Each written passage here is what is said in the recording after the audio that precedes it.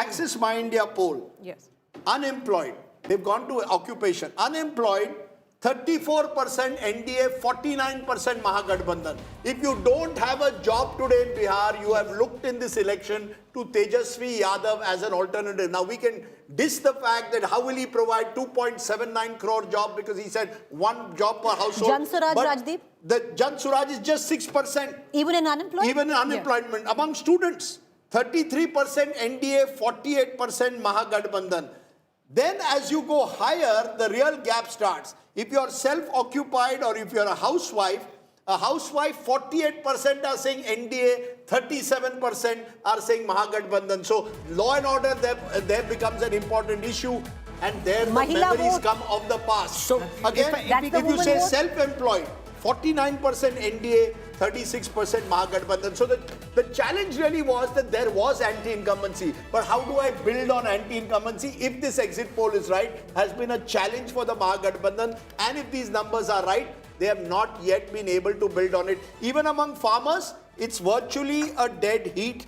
But it is really among the unemployed for one side versus those who have occupations or housewives on the other. Yes, now Gaurav. You know, the only point I wanted to make was in the Seemanchal belt where it was believed that MGB will do extremely well and they may still do well. The youth parents said they're missing. They're outside. They've gone out looking for a job because there are no jobs in Bihar. So would they be voting? Point one. Point two, the other point they were raising was, yes, there is delivery of Nitish Kumar versus promise of Tejashwi Yadav. Will Tejashwi Yadav deliver those one government job per family, and how will he deliver that 30,000 per month? That was the question they were asking. Taken. Okay, there are interesting also numbers coming in the Axis My India poll on geography.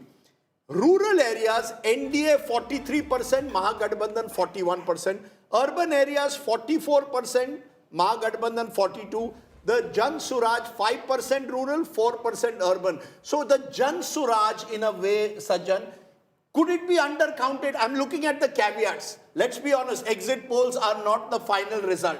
When I look at these numbers, if this Jhansu goes from 5 and 4% to 8-9%, not even double digit, does it change the election? Because in rural and urban, the gap is just 2%. I know it's significant. It's significant. 2% is significant. But there's also the possible underpolling of the Jhansu. Could that be a caveat?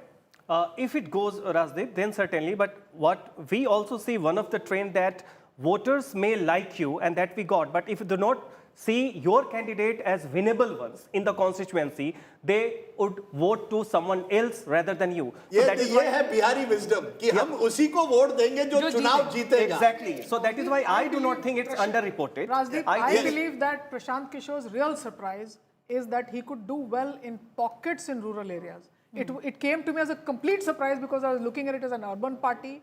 In Chhapra, as you know, I have seen them do very well in Garkha, in Parsa. I have seen them do well in Madhara. I don't know what the overall impact of all this will be, but I didn't know that he had struck a chord in rural areas. By polls, Rajdeep, 11%.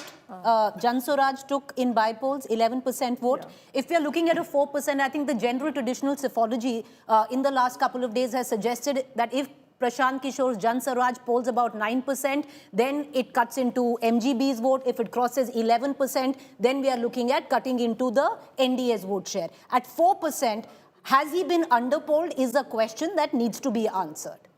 Okay. When we look at the